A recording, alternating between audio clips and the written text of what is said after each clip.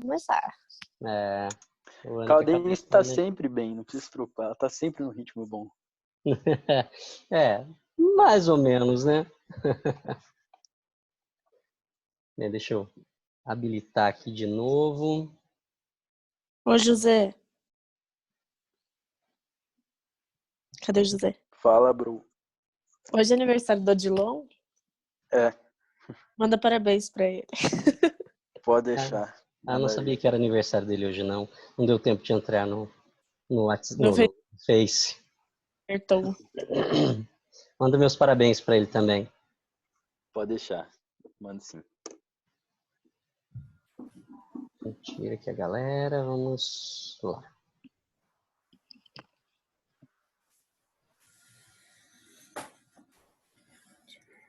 Bem, pessoal, vamos lá. Nós temos aí mais uns minutinhos de aula. Adiantar isso daqui para a gente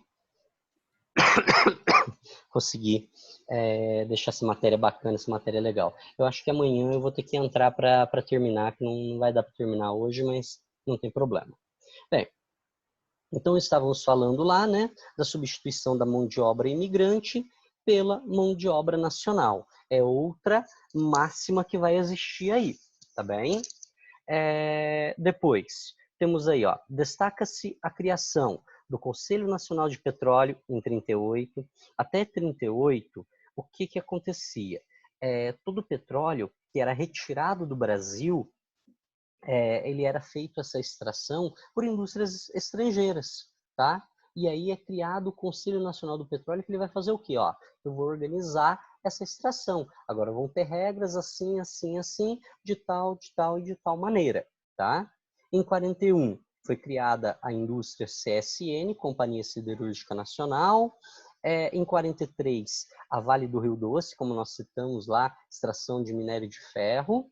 E foi criado também, durante o governo Vargas, a Companhia Hidrelétrica do São Francisco e a Petrobras em 53. Quando a Petrobras é criada, é muito interessante que é determinado o seguinte, ó, agora quem tira petróleo do Brasil é uma indústria criada pelo governo brasileiro. Mas ninguém tira petróleo aqui, a não ser que tenha uma prévia autorização dessa empresa, dessa indústria, tá? Então, nós começamos a ter mais lucro com a extração do petróleo, tá? Temos aí o desenvolvimento industrial, a partir, então, de 1930, e aí nós temos também o chamado êxodo rural. Conforme vão surgindo, né, indústrias, o campo vai ficando um pouco de lado, e as pessoas vão migrando do campo, tentando uma vida melhor na cidade. É claro, é nítido, é notório que algumas pessoas também vão ser expulsas do campo, né? Porque começa a ficar mais difícil arrumar emprego, surgem os tratores aí que vai fazer o serviço de muitas pessoas. Então, é todo um processo que vem acontecendo, tá? Temos ali a redução de importações em decorrência da Segunda Guerra Mundial, né? Segunda Guerra Mundial acontece, as fábricas lá na Europa param de produzir, o que nós vamos fazer? Nós vamos ter que produzir o que não vem mais de fora. Então, novamente, as indústrias que vão substituir as importações, tá? É importante falar que sempre que tem um problema mundial, como Primeira Guerra, Segunda Guerra, diminui a produção internacional. E aí, para a gente abastecer o mercado nacional, temos que começar essa produtividade, tá? Temos aí a redução, o crescimento, né, vai diminuir, esse crescimento da vinda de indústrias para o Brasil diminui, e temos, né, no segundo governo Vargas, que vai de 51 até a sua morte, seu suicídio em 54, os projetos de desenvolvimento baseados no capitalismo de Estado, através de investimentos públicos no extinto Instituto Brasileiro do Café, o IBC. Então, vai começar a ter investimento de dinheiro, tá, para financiar a construção de indústrias, muitas delas particulares. Por exemplo, o BNDES, né, foi uma ideia de investir para que grandes produtores, grandes pessoas pudessem construir suas indústrias. O que significa BNDES? Hoje tem um S no final. Quando foi criado não tinha esse S. Era Banco Nacional do Desenvolvimento. Banco Nacional do Desenvolvimento. Esse E é... Esqueci o que esse E.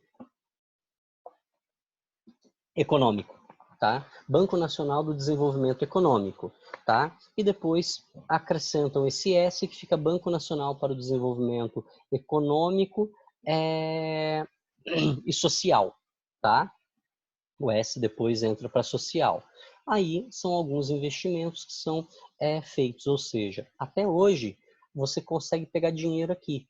Então vamos dar um exemplo aí. Vamos imaginar que o aniversariante de hoje, né, o Odilon, ele resolve montar um hospital próprio, né? Pô, mas ele vai colocar todo o dinheiro dele montando um hospital?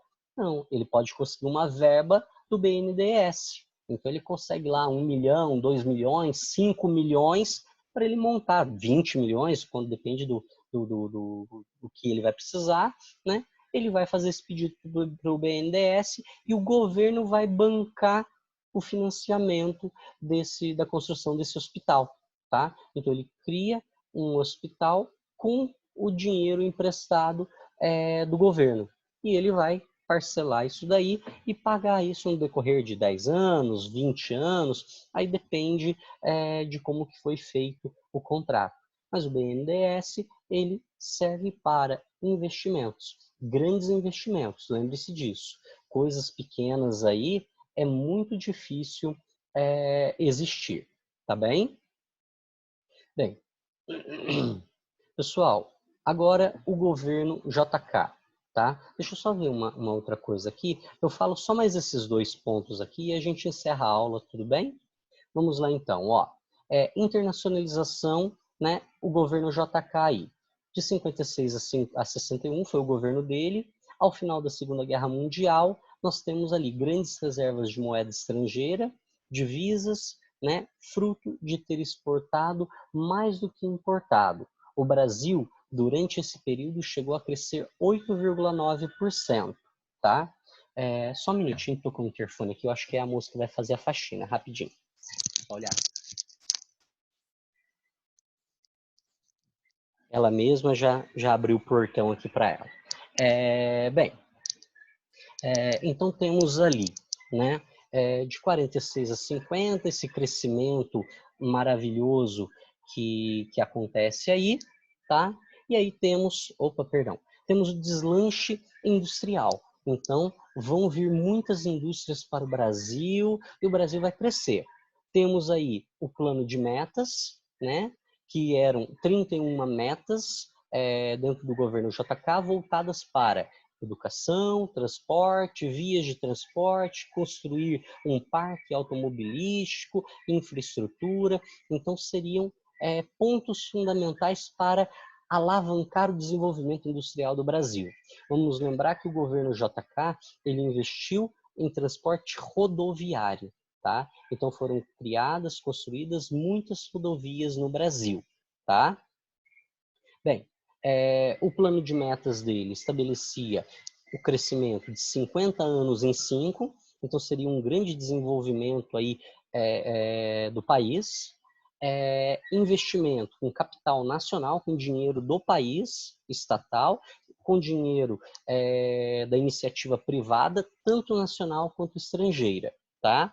E ele criou a UNB, Universidade de Brasília, uma das grandes universidades do Brasil, e investiu na Embratel, na CSN e na Petrobras. Então ele investe em todas essas indústrias aí para fazer com que elas se desenvolvessem e aumentassem a sua produtividade, tá?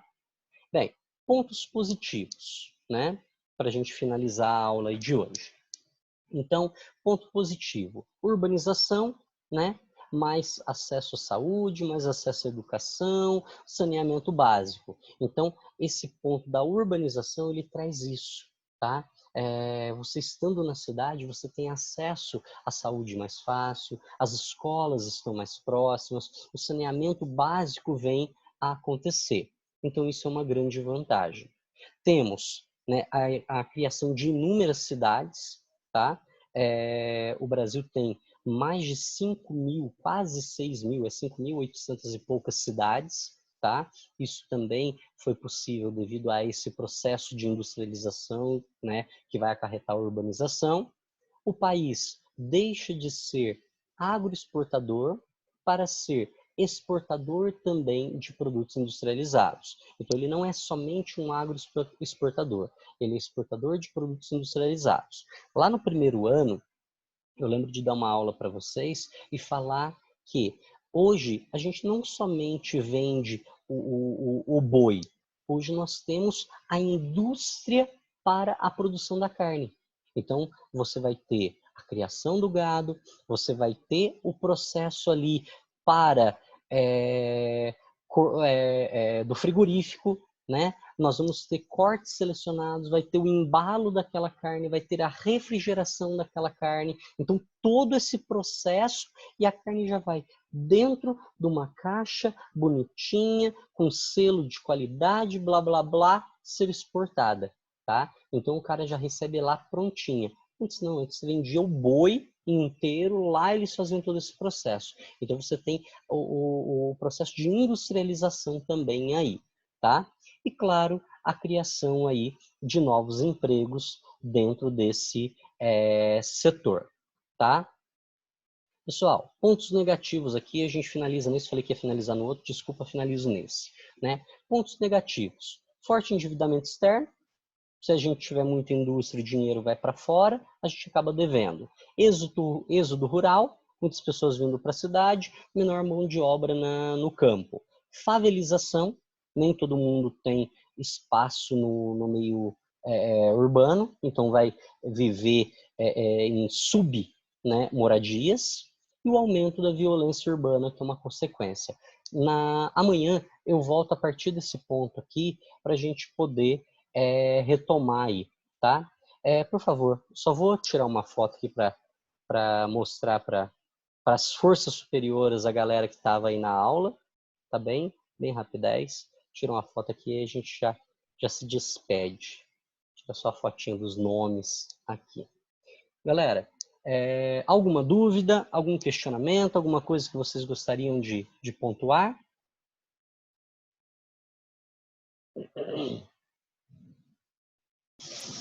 Tá tranquilo, Cleager.